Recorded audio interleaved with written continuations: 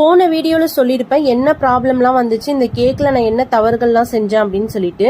இந்த கேக்ல பாத்தீங்கன்னா கலர் வந்து நல்லா டார்க் ஒயின் கலர்ல கேட்டிருந்தாங்க கஸ்டமர் கேட்ட அந்த ஒயின் கலர் என்னால அச்சீவ் பண்ணவே முடியலங்க. நானும் வந்து கலர்லாம் சேர்த்து பார்த்தேன், அது பயங்கர டார்க்கா தான் போனுச்சு. அப்புறம் கஸ்டமர் கிட்டையும் எக்ஸ்பிளைன் பண்ணி சொன்னேன், இதுக்கு மேல நம்ம போட்டோம் அப்படின்னா கசப்பாயிடும், இன்னொன்னு வந்து நல்லா கையில வாயில எல்லாமே ஒட்டிடும் கேக்கோட கலர் அப்படின்னு சொன்னேன். அப்புறம் அவங்க சொன்னாங்க கேக்கோட கிரீம் எல்லாத்தையும் நான் ரிமூவ் பண்ணிட்டு சாப்பிட்டுக்கிறோன்னு சொல்லியாச்சுங்க.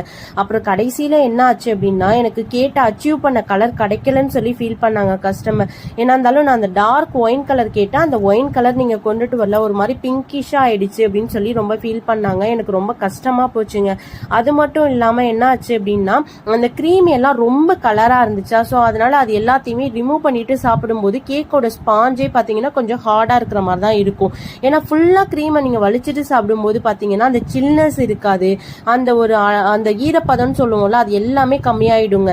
அந்த மாதிரி ஏற்கனவே பாத்தீங்கன்னா லேயர் கேக்ல உங்களுக்கு சுகர் சிரப்லாம் கம்மியா கொடுத்தா மட்டும்தான் அந்த லேயர் கேக் சரிஞ்சு போகாம கரெக்டா போய் டெலிவரி போறப்ப அழகா போய் சேரும். ஸோ அதனால அந்த சுகர் சிரப்பும் கம்மி பண்ணிருப்போம், அதே மாதிரி வெளியில உள்ள கிரீமை ரிமூவ் பண்ணிட்டு சாப்பிடும்போது இந்த மாதிரி ப்ராப்ளம்லாம் வருங்க.